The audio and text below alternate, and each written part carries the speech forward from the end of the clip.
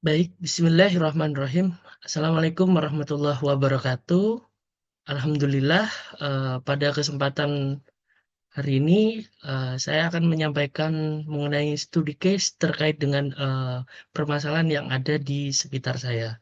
Namun sebelum dilanjut, perkenalkan nama saya Hunain Mufizul Kirom dengan akhiran NIM 39 dari Fakultas Psikologi Universitas Merdeka Malang. Tentu pada studi kasus ini untuk menempuh ujian tengah semester yang di mana dosen pengampunya ialah Bapak Riko Surya Pradana SPD MPD.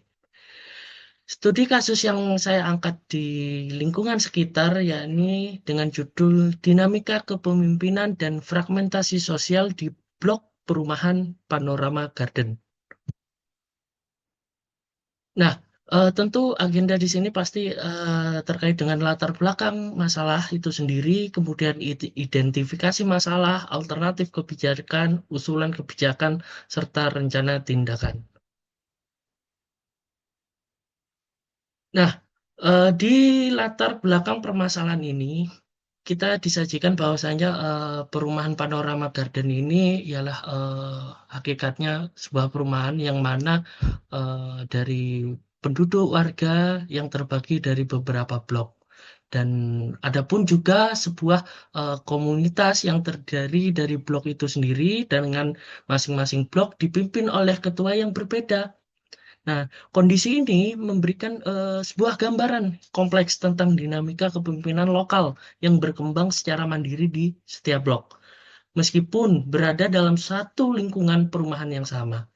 Nah, dengan ini seiring waktu, fragmentasi ini menimbulkan kepecahan yang signifikan, terutama terlihat pada kasus di blok S dan R.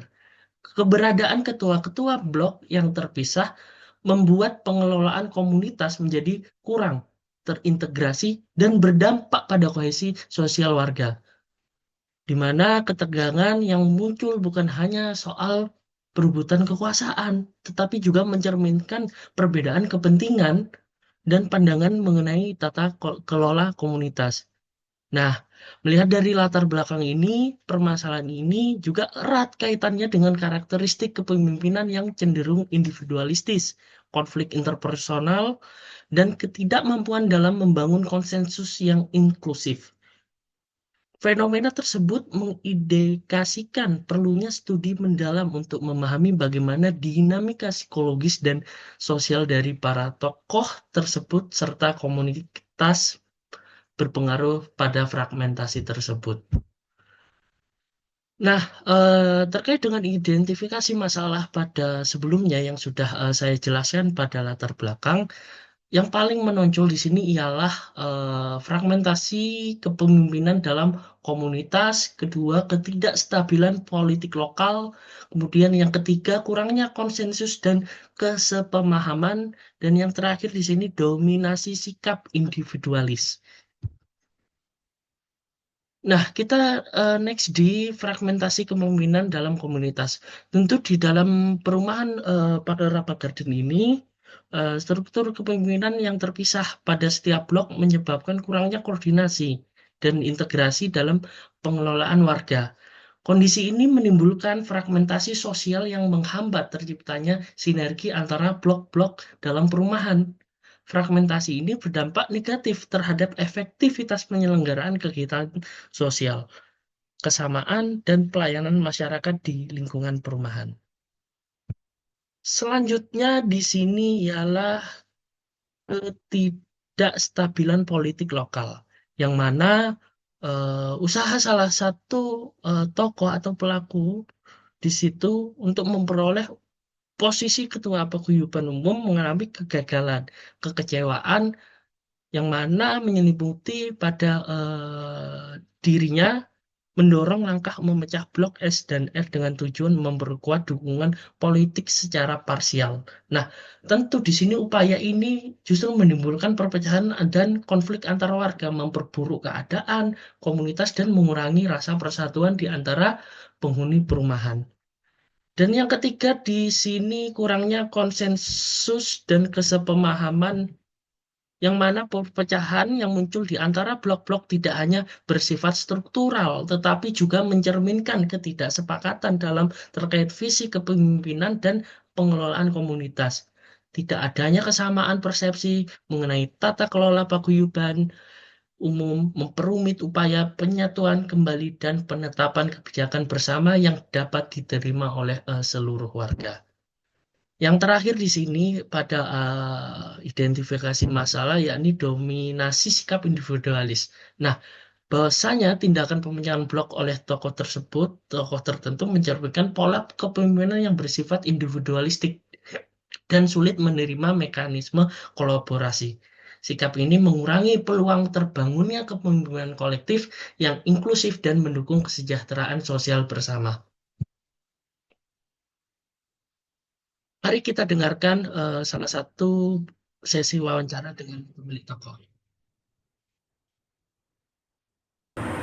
Itu kejadiannya gimana Pak terkait dengan permasalahan berblok yang ada di perumahan Panorama, dan kenapa kok sampai sekarang masih tetap dijadikan per regio RS, kenapa nggak mau jadi satu, ada ketuanya gitu yang menaungi di perumahan Panorama Garden.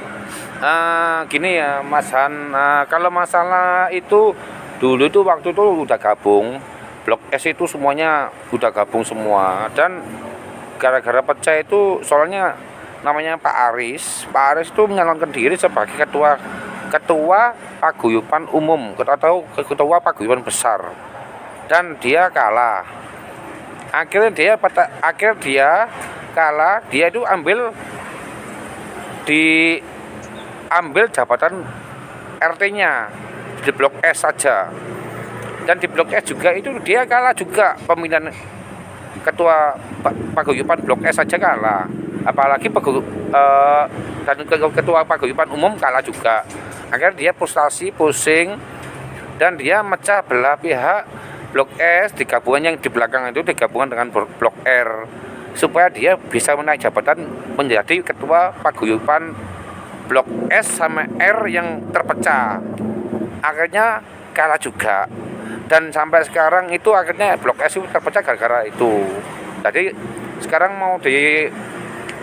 mau digabungkan lagi udah nggak bisa, soalnya apa ya, soalnya ini loh, jalannya udah aktenya juga itu udah nggak bisa, akte dari PT-nya dari udah nggak bisa, jadi nggak bisa diganggu gugat selain melalui paguyuban besar atau paguyuban umum, itu aja. Ya. Apakah kedepannya ada rencana mau kayak seperti apa ya, orang-orang di sekitar itu biar kayak banyak yang kumpul gitu kan, melihat kan rata-rata memang ya perumahan ya sepi, tapi kan juga harus membangun citra yang baik, istilahnya kalau ada pertemuan ya kumpul, kemudian kegiatan warga kumpul. Lantas kalau seperti yang tadi disampaikan, apakah berdampak ke yang lainnya?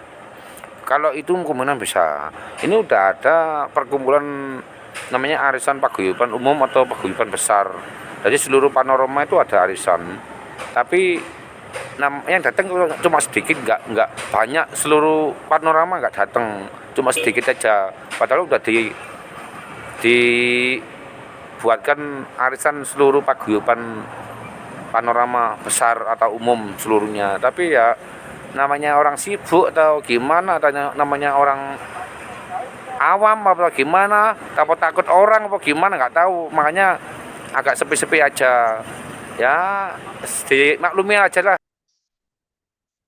Ya, baik, dari pemaparan sesi wawancara tadi tentu kita dapat melihat dan mengetahui lebih gamblangnya bahwasanya itu didasari oleh dari pelaku tersebut, yang mana berdasarkan psikoanalisa dari tokoh Abraham Maslow mengenai dinamika kepemimpinan dan fragmentasi sosial di perumahan tersebut, yang mana hierarki kebutuhan itu meliputi dari beberapa aspek. Yang pertama itu kebutuhan akan fisiologis dan keamanan, kemudian kebutuhan sosial, yang ketiga kebutuhan penghargaan, yang keempat kebutuhan aktualisasi diri, dan itu yang menjadi poin terpenting.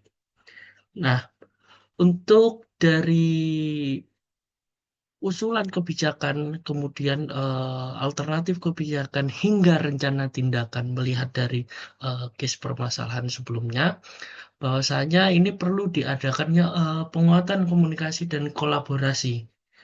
Pastinya dengan sebuah pembentukan forum komunikasi antar blok dan tindakannya pastinya mendirikan forum yang mana itu akan melibatkan semua ketua blok dan perwakilan warga untuk membahas isu-isu bersama dan merumuskan kebijakan.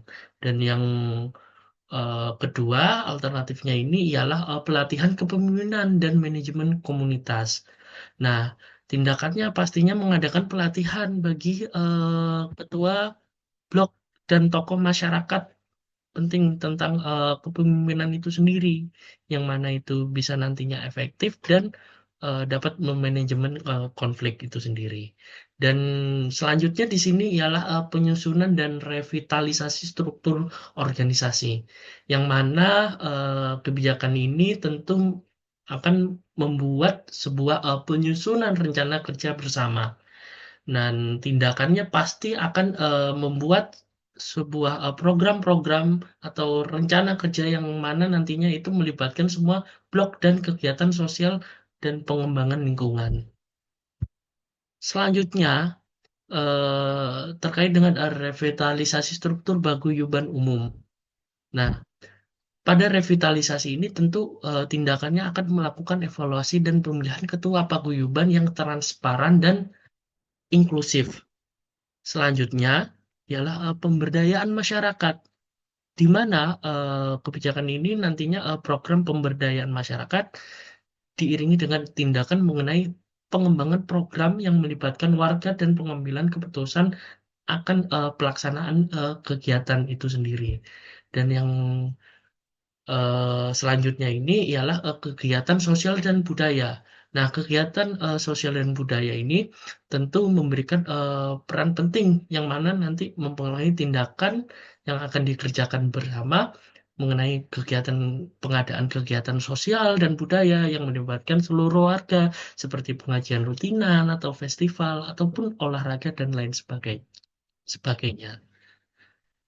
Dan di slide ini terakhir, ya ini penguatan dokumentasi dan legalitas. Penguatan dokumentasi dan legalitas yang nantinya terkait dengan penyusunan kembali dokumen dan akta paguyuban umum yang mana mencerminkan struktur kepemimpinan yang baru.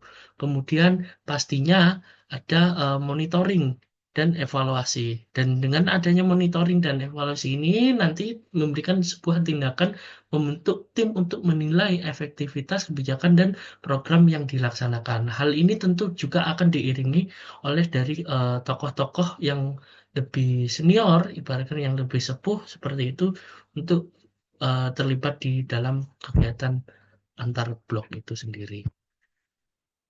Selanjutnya dapat kita maknai kesimpulan bahwasanya komunikasi yang efektif ini sangat penting dan kolaborasi antar blok menjadi kunci untuk mengatasi fragmentasi sosial, di mana pembentukan forum komunikasi dan pelatihan kepemimpinan dapat meningkatkan keterlibatan warga dalam pengambilan keputusan yang nantinya revitalisasi struktur, paguyuban, dan penguatan dokumentasi legalitas juga sangat penting untuk memberikan kejelasan dan legitimasi dalam pengelolaan komunitas, sehingga mengurangi mengurangi ketidakpastian dan meningkatkan partisipasi dari warga itu sendiri terkait dengan program-program lainnya, program pemberdayaan masyarakat juga yang melibatkan warga dalam mengambilkan pengambilan keputusan dan pelaksanaan kegiatan dapat memperkuat rasa memiliki tanggung jawab terhadap komunitas. Sementara kegiatan sosial dan budaya dapat meningkatkan interaksi antar warga dan memperkuat ikatan sosial. Dan yang terakhir tadi itu merujuk pada sebelumnya monitoring dan evaluasi yang berkelanjutan diperlukan untuk menilai efektivitas kebijakan dan program yang dilaksanakan sehingga komunitas dapat melakukan penyesuaian yang diperlukan untuk mencapai tujuan bersama. Baik, sekian dan terima kasih atas perhatiannya. Saya Hunen Musil Kiram, pamit undur diri. Sampai jumpa.